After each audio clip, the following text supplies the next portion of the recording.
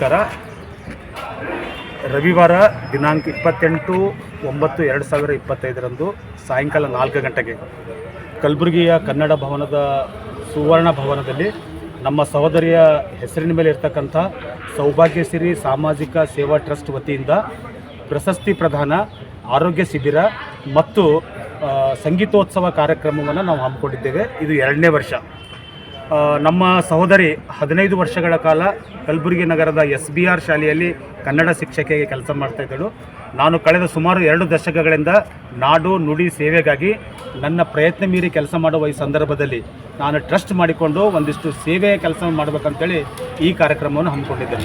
ಅವತ್ತಿನ ದಿನ ಸೌಭಾಗ್ಯಶ್ರೀ ಸಾಮಾಜಿಕ ಸೇವಾ ಟ್ರಸ್ಟ್ನ ವತಿಯಿಂದ ಸೌಭಾಗ್ಯಶ್ರೀ ಕಾಯಕರತ್ನ ಪ್ರಶಸ್ತಿಯನ್ನು ನಾನು ಪ್ರದಾನ ಮಾಡ್ತಕ್ಕಂಥ ಕಾರ್ಯಕ್ರಮ ಹಮ್ಮಿಕೊಂಡಿದ್ದೇನೆ. ನಮ್ಮ ಜಿಲ್ಲೆಯ ಹಿರಿಯ ಪತ್ರಕರ್ತರಾದಂಥ ಡಿ ಶಿವಲಿಂಗಪ್ಪ ಹಿಡ್ಕೊಂಡು ಮತ್ತು ವಿಶ್ರಾಂತ ಪ್ರಾಧ್ಯಾಪಕರಾಗಿರ್ತಕ್ಕಂಥ ಡಾಕ್ಟರ್ SL ಪಾಟೀಲ್ರವ್ರನ್ನ ಮತ್ತು ರಾಷ್ಟ್ರಮಟ್ಟದ ಪ್ರಕಾಶನದ ಪ್ರಶಸ್ತಿಯನ್ನು ಪಡ್ಕೊಂಡಂಥ ಬಸವರಾಜ್ ಕೊನೆಕ್ ಅವರನ್ನು ಮತ್ತು ಹೀಗೆ 10 ಜನರನ್ನು ಗುರುತಿಸಿ ನಾನು ಅವರಿಗೆ ಸೌಭಾಗ್ಯಶ್ರೀ ಕಾಯಕರತ್ನ ಪ್ರಶಸ್ತಿಯನ್ನು ಪ್ರದಾನ ಮಾಡ್ತಾಯಿದ್ದೇನೆ. ಅಲ್ಲಿ ಅವರಿಗೆ ಶಾಲು, ಸನ್ಮಾನ, ಪುಸ್ತಕ, ನೆನಪಿನ ಕಾಣಿಕೆಯನ್ನು ಕೊಡ್ತಾ ಇದ್ದೇನೆ. ಇಲ್ಲಿ ಯಾವುದೇ ನಗದು ಬಹುಮಾನಗಳಿಲ್ಲ. ಅದ್ರ ಜೊತೆಗೆ ಇನ್ನೂ 10 ಜನರನ್ನು ಗುರುತಿಸಿ ಅವರು ಎಲೆಮರೆಯ ಕಾಯಾಗೆ ಕೆಲಸ ಮಾಡ್ತಾ ಇದ್ದಾರೆ.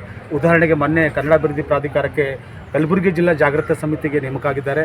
ಅದೇ ರೀತಿ ಸವಿತಾ ನಾಸಿ ಅಂಥೇಳಿ ದೂರು ನಿರ್ವಹಣಾ ಸಮಿತಿಯ DC ನೇತೃತ್ವದ ದೂರು ನಿರ್ವಹಣಾ ಸಮಿತಿಯ ಸದಸ್ಯರಾಗಿದ್ದಾರೆ ಸವಿತಾ ನಾಸಿ ಅಂತೇಳಿ.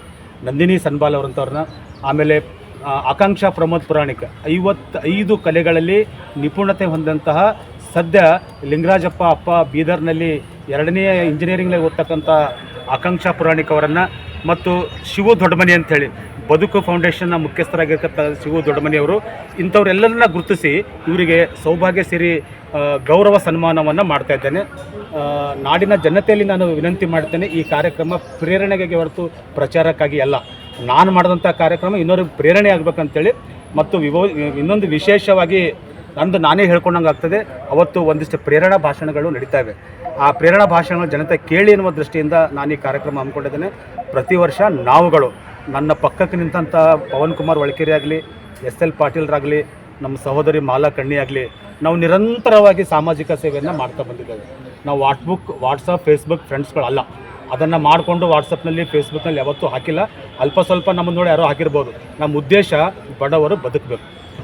ನಮ್ಮ ಶಿವು ದೊಡ್ಡಮನಿ ಅಂತವ್ರು ಎಂಥ ಕೆಲಸ ಮಾಡ್ತಾರಂದರೆ, ಬಸ್ ಸ್ಟ್ಯಾಂಡ್ನಲ್ಲಿ ಚಳಿಲಿಂದ ಮಲಗ್ತಕ್ಕಂಥವ್ರಿಗೆ ಹೊಸ ರಗ್ಗಗಳನ್ನು ಇಸ್ಕೊಟ್ಟಿದ್ದಾರೆ ಮತ್ತು ಅನಾಥಾಶ್ರಮದಲ್ಲಿರ್ತಕ್ಕಂಥ ಮಕ್ಕಳಿಗಳಿಗೆ ಡ್ರೆಸ್ ಹೊಲಿಸ್ತಕ್ಕಂಥ ಕೆಲಸ ಮಾಡಿದ್ದಾರೆ. ನನ್ನ ಪಕ್ಕಕ್ಕೆ ನಿಂತಹ ಪವನ್ ಕುಮಾರ್ ಒಳಕೆರೆಯವರು ಅವರ ಒಂದು ಮದುವೆ ವಾರ್ಷಿಕೋತ್ಸವವನ್ನು ಈ ರುದ್ರಭೂಮಿಯಲ್ಲಿ ಆಚರಣೆ ಮಾಡ್ಕೋತಾರೆ. ವೈಜ್ಞಾನಿಕ, ವಿಜ್ಞಾನ ಮತ್ತು ಸಮಾಜದ ಅಭಿವೃದ್ಧಿಗಾಗಿ ನಾವು ಕಳೆದ 2 ದಶಕಗಳಿಂದ ನಿರಂತರವಾಗಿ ಕೆಲಸ ಮಾಡ್ತಾ ಬಂದಿದ್ದೇವೆ.